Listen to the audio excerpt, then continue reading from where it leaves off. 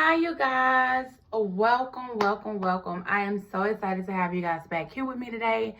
Please forgive the glare. I don't know why the glare is there. I'm recording on my phone. But yes, welcome back, you guys. I am so excited to have you guys back here on my YouTube channel.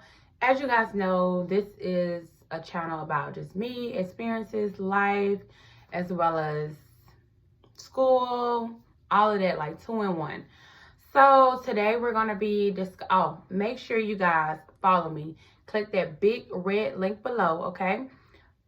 Circle, aka subscribe to my YouTube channel. Make sure you tell your other nursing students or people who just lit about life and just want to self-improve and be better. Make sure you guys follow and also follow me on my podcast.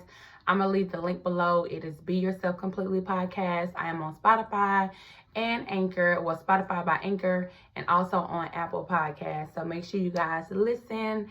And yeah, so let's get into it, you guys. I have a great announcement, okay? Your girl is a phlebotomist. I am a certified phlebotomist, okay? I am so excited. I was happy. I will tell you about the course. So the course was a 5-day course, intensive course. The price that I paid was around like $700.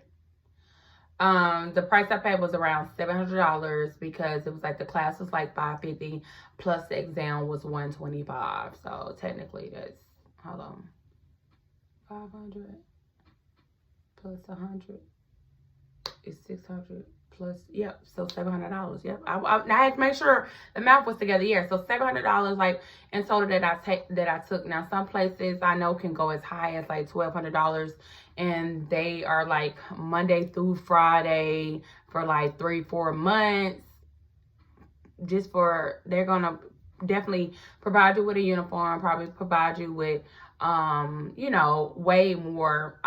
way more material, and they probably have like nicer stuff at their school and stuff. But for me and my friend who is a nurse practitioner, well, he's going to school to be a nurse practitioner. He literally graduates like really soon. He told me like, yo, I took a course, they have like accelerated course. And I was like, what? So I had looked around Atlanta and I seen a lot of them, but a lot of them was so booked. So I was like, oh my gosh, I finally was able to get in this one. I booked this in December and I just took the course in February. So that go to show you, if you want to do the expedited process, which to me it works better, you get to actually get to work in your field quicker, then you probably want to go the accelerated route rather than go through like the whole school thing, because that's a lot and I just don't have the time. Like I work 2 jobs and I have an internship and I have my personal life and I have school on top of that. So for me it's like this works for me. So it's 5 days. We have to provide our own uniform, but she also had a uniform that you can buy as well that was at the school. And this school is called A Fresh of Breath Air, and it is in Atlanta, Georgia.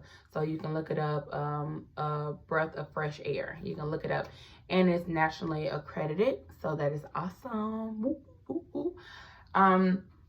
So yeah, that's pretty much it about just the formalities of it. But I went in and I did pretty well. You do have to study. It's a lot of material. I still have my phlebotomy. Y'all don't laugh at me, but it was hard for me to spell phlebotomy because I used to put, it was P-H-L-E, but I put P-H-E-L or something in the beginning. But anyway, it's phlebotomy. So these are like some notes that I took. I did it like I was in nursing.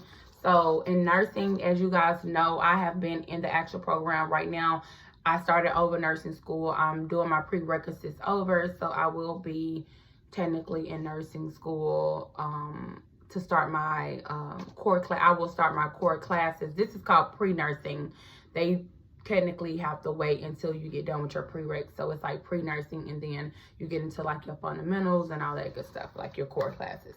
So this is like some stuff that I used. I highlighted it, like I said, as though I was doing like nursing, and then I basically, and that's basically what it is too, because you got to learn this too. Like in nursing, you probably have to, 9 times out of 10, you will have to learn this. Like literally, I'm not going to say 9 times out of 10. 10 out of 10, you will have to know how to do blood draws, IVs, and all that good stuff. Like, this is something that you do. Boom. So these are some things that I use. My cousin is actually going to get hers, so I'm actually going to send her over my notes and some stuff that I use. Okay, so I'm gonna take pictures of this and literally just snap them and send them to her. It was pretty, I mean, like I said, it was pretty quick. A lot of material, and I kept my grades. So I'll tell you my first test, what I scored. My first test, it was, I believe, 40 questions. I scored an 80.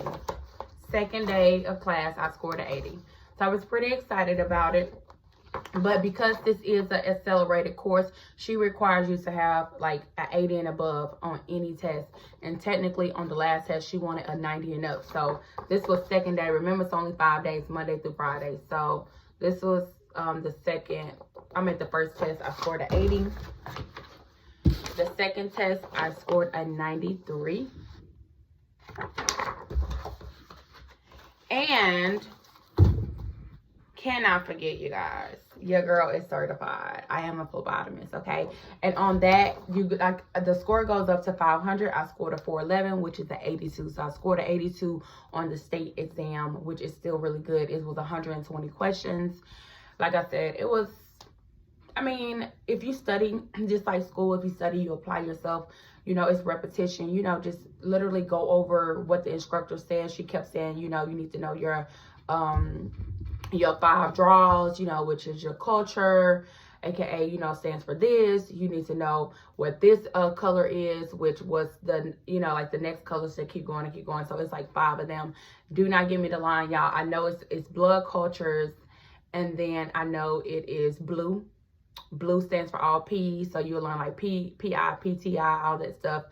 And then your sodium citrate, which is that one. And then you also have your speckle. And then you also have your lavender and green. And then, well, you have your green, lavender. See, I messed up now. So now I got to start over, okay? Because I got to remember, because it's so much material. So you have your blood cultures. And then after that, you have your blues. Then after that, you have your speckle. Then after your speckle, which is your SST, then which stands for serum. So on the test, like if you see SST, you don't know what it belongs to. It belongs to speckle. And then you also have your green. And then you also have your gray. So long as you know your draw 5, like they're going to ask us that in the interview. So that's something I got to go over to remember, like all of them back to back. Sometimes I talk over myself and I have to like, slow it down, boo. Okay, so you got to know your 5 draws, and you also got to know like what's in them, what's 1 on 4. So if you hear anything about bacteria, you know that's a blood culture.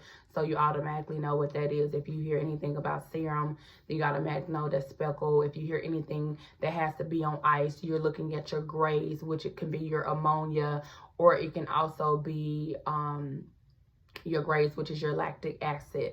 So just stuff like yeah. So it kind of works like that. And long story short, I want to get into it because it's kind of like I'm really reteaching myself as I'm saying it. But you have to know like stuff like that. You also have to know like what's the process of like sticking a person. So this is also something that we got as well in phlebotomy. I have not used mine, which I can use it to draw blood on people. This is the one that I was telling you about. This is your gray. This is your green, and you can see it at the bottom. And all grays have to be on ice.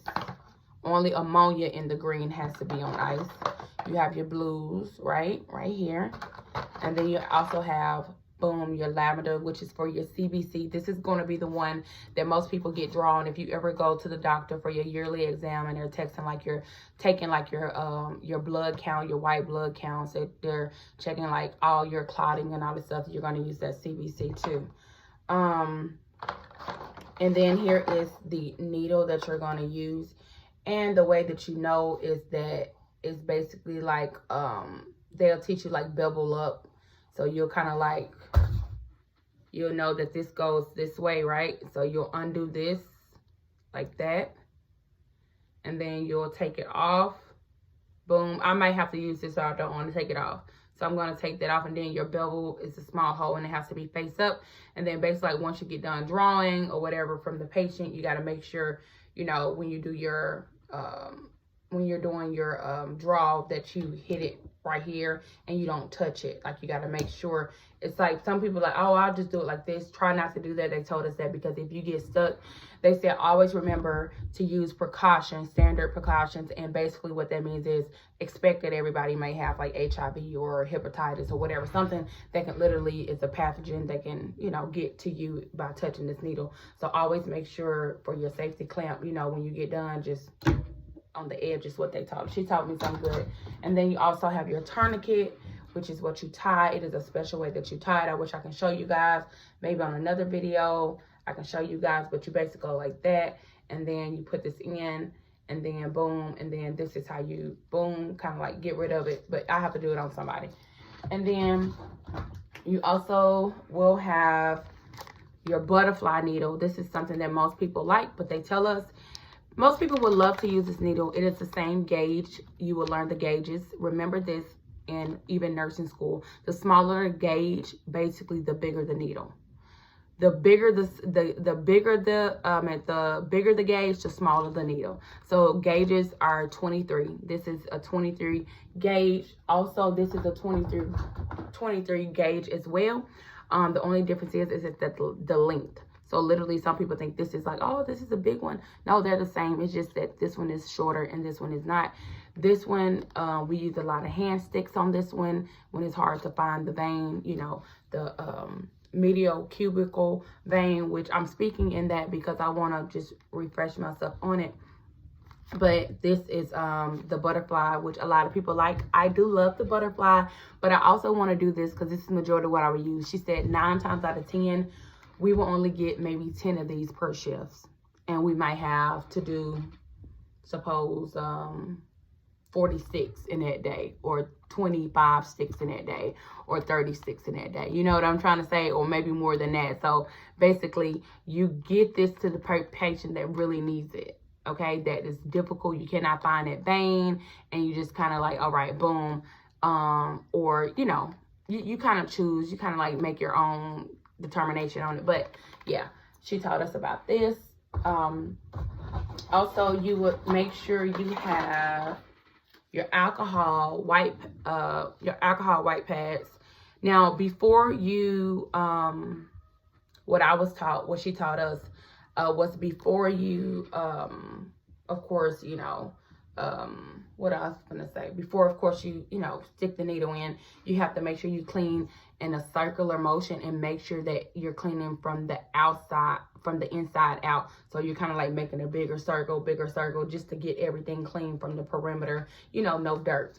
And so also you would use your gauze, and gauze is when you get done drawing the blood. Of course, you would have to place it on the patient's arm, right above, and then as you slide out the needle, and then fold it this way like this, and then get your tape. So another thing, how you're going to do all of these, make sure your wipe is out. So you're going to need 1 alcohol wipe, 1 gauze, your needle. You're also going to need this, your collection tube. You're going to need your tourniquet.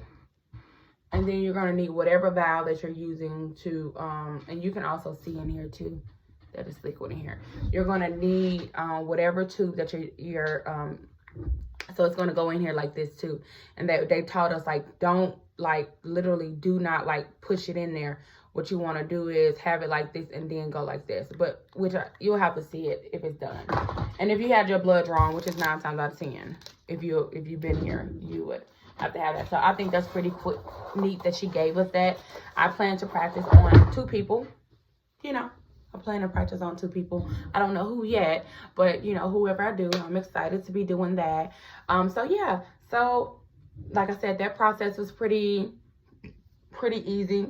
Like I said, the process isn't hard. like that. I will say sticking people, I stuck 4 people. It was good, but I also had a person with a juicy vein, and I went in slow and they were kind of like bleeding, and I was like, oh my gosh, and I still had the tourniquet on. So she was like, always remember, remove that tourniquet because that blood is steady flowing, you know what I mean? And patients see blood, they ain't gonna want you to stick them no more. They're gonna complain about your sticks. And so I definitely need some more practice. So she allows us to come in, actually, because she does a class each week. She allows us to come in and actually do a stick on one of the students there too, and they can do a stick on us as well. So I thought that was pretty neat, and it's Monday, Tuesdays, and Wednesdays. So I thought that was pretty neat. It can be any week. As far as the hiring process, I have already filled out 6 applications. I'm planning on doing 2 more tonight. I did Children's Hospital, Piedmont, something quick, like Children's Hospital had one that I really want. It's like 4 from 4 to 8 p.m. only on weekends. They also do tuition reimbursement, y'all. They automatically start out with like just, you know, even part-time like benefits and stuff. Piedmont is what I did as well. I did one for Quest. I did one for LabCorp. I did one for another hospital. I forgot.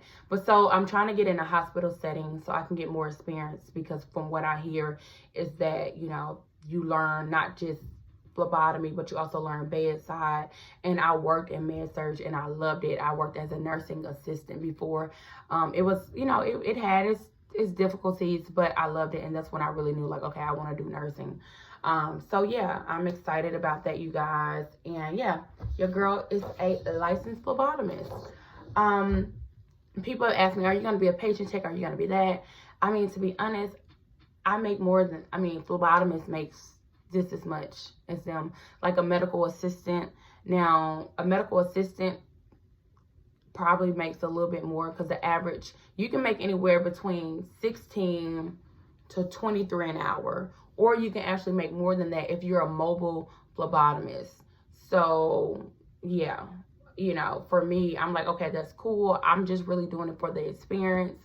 But to also have something also under my belt as well as I'm going. Will I go to become a medical assistant? She has a program as well that I believe is a week program too for her medical assistant program, that maybe I might do it just to have to be a medical assistant as well as a phlebotomist. But they almost the same thing, because I'm going to learn basically what a medical assistant learned, and a medical assistant does darn near the same thing, but they can't draw blood. You know what I mean? So it's kind of like, I don't know. Kind of do the same thing. So what's the point of me paying extra money? So I probably won't do that. The next thing that I'll be hitting for is an IB training class that they have that I want to learn and do. So IB training class, and also RN, and that's on period. So yeah, that's pretty much it, you guys. If you have any more questions, let me know. Like I said, I wanted to talk about phlebotomy. As far as nursing is going pretty well. I'm doing great in my AMP this semester. From last semester, I had a 4.0, so trying to hit another 4.0. I took my HESI exam, scored at 80 on it. I wanted to retake it, so took the HESI exam, scored at 80 on it. So everything is going literally in my favor. So yeah, like I tell people, put your mind to it. You can get it done. It takes time. It takes work. It takes dedication. You have to study. I talked to you guys in my video before about how I study, what material that I use. Quizlet gonna be your best friend. Simple Nursing is gonna be your best friend. Nurse Lexis, okay. Also Nurse Sarah, okay. Also Beautiful Nursing. It's so many different people who really can help you seriously in that. And I also, you know, eventually one day want to be able to help and give back to, like, on my journey. But remember, your journey is your journey, but what God has for you is for you. So keep striving, keep going. Yeah, that's pretty much it. That's all I got for you guys today. I didn't want to go over 20 minutes, or I want to be right at 20 minutes. But once again, you guys, remember, a lot of people say, oh, I'm not smart enough for nursing. You are. I thought I wasn't smart enough. I even told myself in my mind that I had like dyslexia, and I was trying to give myself every excuse But I was like, no, I am smart. Like, I started making great grades when I started believing in myself, when I stopped looking at everybody else and start looking at me, because it's hard to focus on yourself when you're so busy trying to be like everybody else. I learned to be me, love me, why I am me, and be great at who I am rather than what people want me to be or who I cannot be. And I'm gonna tell you something, you are smart, you are educated, you can do anything you put your mind to. The only way you can't if you have like a physical disability. Other than that, go for it. Until next time, talk to God. He would love to hear from you. Put him first in everything you can do. Until later, bye.